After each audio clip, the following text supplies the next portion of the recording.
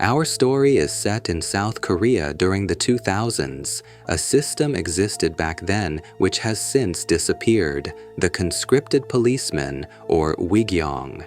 It was a form of mandatory military service where young men, barely out of their teens, served their country not as soldiers but as members of the police force. They were neither civilians, nor soldiers, nor fully fledged police officers, but something in between, existing on the periphery. They were assigned to various units. Riot police, who formed walls of shields on hot asphalt, patrolmen who walked the dark alleys, and then there was the 112 strike team. The name itself sounds formidable, doesn't it? It conjures images of elite operatives in black tactical gear confronting terrorists and spies. That was their official mission on paper, but the reality was a world away from the title's gravitas. Their true daily life was as forgotten as an old filing cabinet in the corner of the station, doing grunt work, helping lost elderly women, and searching for those who had vanished into the shadows. Missing persons and runaway cases. Into this unit came a young man we will call B. His life, barely 2 decades long, had been like a watercolor painting on a sunny day, untouched by darkness. For him, the strike team's 24-hour standby system was a living form of torture.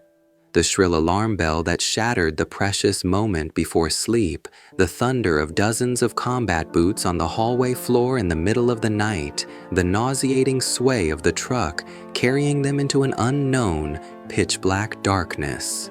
His soul felt like it was walking barefoot over shards of broken glass.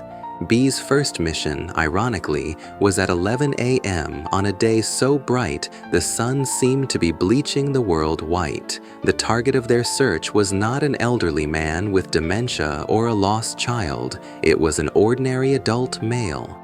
At the entrance to the mountain trail, sweat trickling down his back, the most senior officer in the unit took a long drag from his cigarette and exhaled the smoke along with a single, casual remark. This one. High probability of being a suicide suspect. Suicide. The word echoed strangely in B's mind. Until that moment, death had been an abstract concept to him, something that only happened in movies, an act performed by actors. Just then, the team's commanding officer, a career policeman, placed a hand on B's shoulder. The weight of it felt like a premonition, a future burden. The officer's voice had the texture of gravel and old regret. B, listen closely. If we find a body, you do not turn away. Don't be scared. Do not turn your head because you're scared. Whatever it looks like, you face it head on with your own 2 eyes. Do you understand? The moment you look away, your imagination will create a monster far more terrifying than what your eyes saw. And that monster, it will follow you for the rest of your life. B could only swallow the lump in his throat and nod, completely oblivious to the bloody experience and profound wisdom embedded in that warning. 30 minutes into the search, a shout cut through the drone of the cicadas. Found him! B's heart plummeted to his feet. He ran towards the sound, but the scene he arrived at was bizarre. The other officers who had gotten there first were all standing with their backs to the discovery point. Their faces were pale, their jaws clenched, and they were all staring down at the tips of their own boots as if they held the most important secret in the world. Not a single one of them looked back. The commanding officer spoke softly to B. You stand behind them and keep your head down. Without understanding why, B stood behind them. He never saw what they found that day. It was an act of mercy from his commander, but that unseen horror in the theater of B's imagination grew into 100 different gruesome shapes and began to devour his nights. From that day forward, B's life became a walk alongside the shadow of death. As if cursed, his unit was dispatched to an unusually high number of suspected suicide cases. The first few times were horrific. The smell of the scene would linger in his nostrils for days, and the image would flash in his mind while he was eating, making him gag. But a human being, especially a 20-year-old, is more resilient and numb than one might think. B got used to it. At some point, he found he could crack a joke at a scene. He could eat a full meal right after recovering a body. When he saw a face bloated beyond recognition in a river or a lonely silhouette left behind in an empty building, he no longer felt shock. The space once occupied by fear was now filled with mechanical routine and a sense of powerlessness. His once racing heart now beat with a slow, tired rhythm. His emotions had been worn down like wood under constant sanding, leaving no grain behind. He didn't even realize he was breaking. Time passed. B became the highest-ranking conscript in his unit, a Sugyeong. The end of his hellish service was in sight. Just one day before his final leave, he had almost made it. He was about to wake up from the nightmare. But a dark premonition clung to him like a shadow. He intentionally avoided the barracks, killing time at a guard post. If I go back inside, the alarm will go off. His intuition had never been wrong. Strike team, requesting personnel support. The voice crackled over the radio. A junior officer looked at him with an apologetic face. B let out a short sigh. Damn it, guess I have to go. This will be my last mission then. The destination was, once again, a mountain. The search subject was, once again, an ordinary adult male. B found himself repeating the same cynical words his senior had uttered on his very first mission. This one, probably a suicide.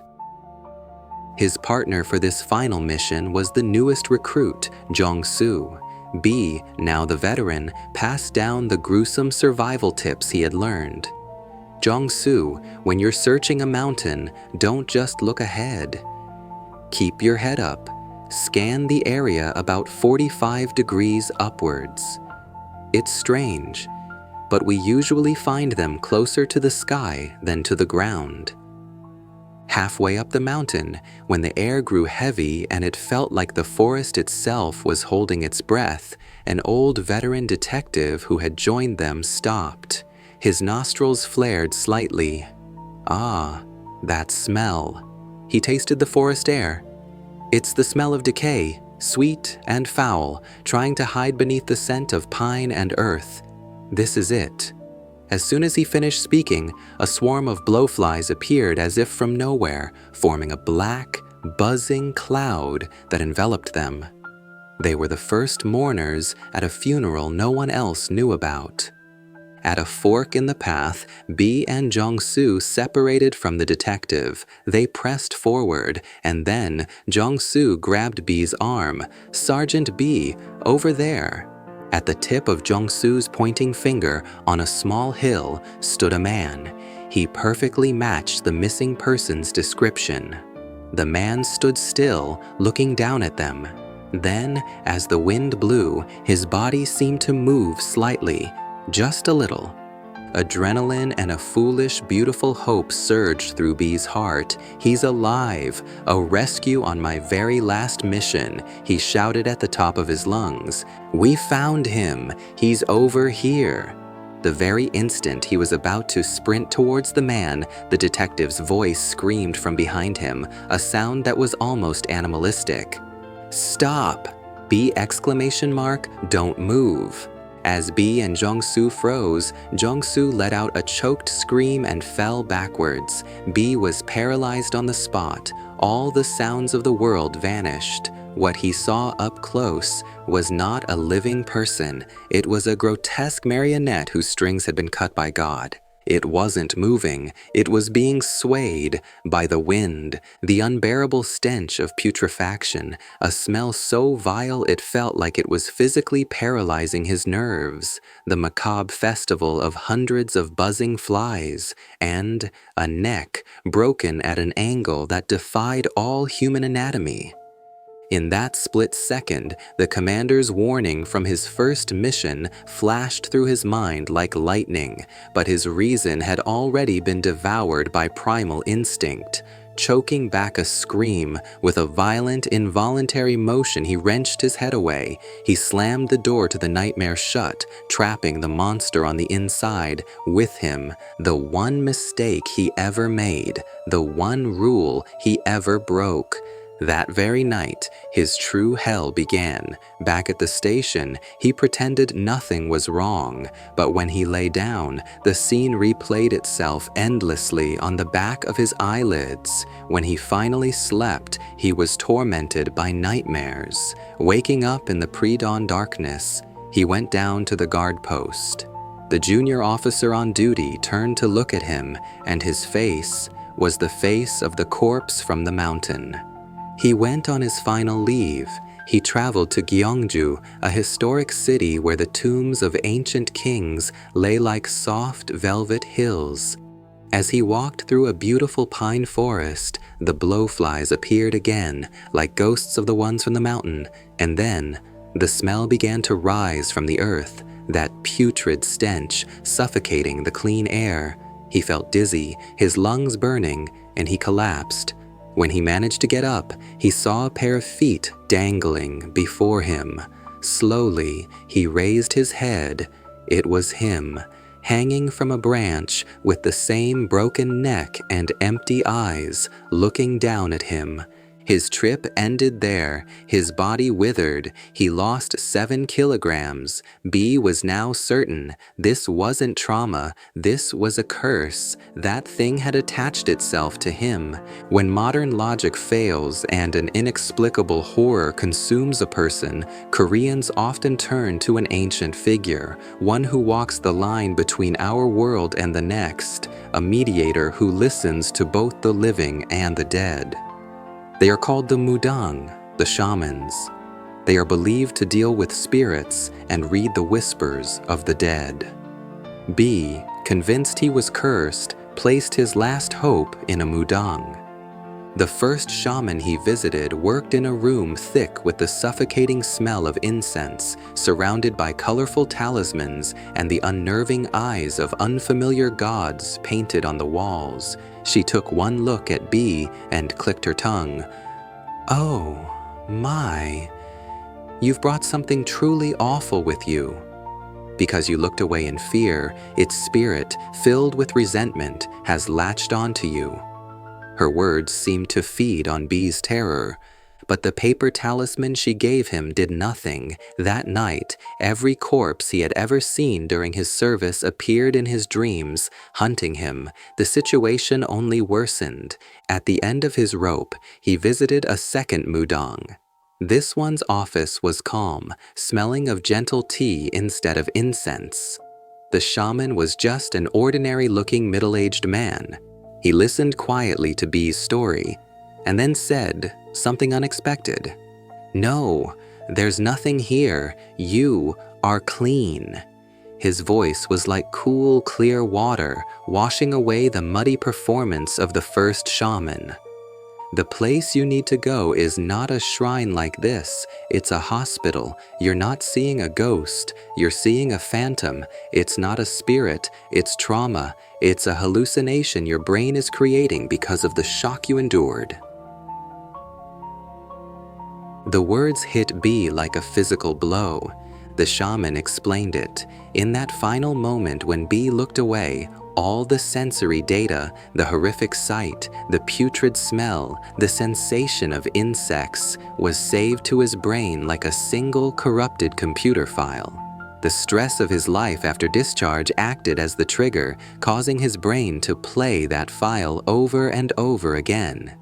B went to a trauma center. The doctor confirmed it. Post-traumatic stress disorder, PTSD. His brain, unable to escape the horrific memory, had lost its ability to distinguish the past from the present. This story began with a ghost, but it does not end with one. After treatment, the terrifying hallucinations stopped, but he is not entirely free. Even now, sometimes, on a quiet afternoon, a faint trace of that terrible smell will drift past his nose, a phantom carried on the wind. He will feel the ghost of a fly crawling on his skin, an itch deep beneath the surface that he can never, ever scratch.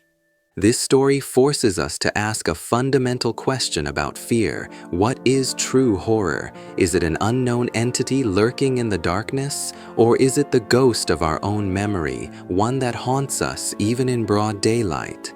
A ghost that we can never escape. Have you ever had a moment in your life, a moment when you knew you shouldn't look away? And what if, in that moment, you did? What memory, what phantom is standing behind you right now?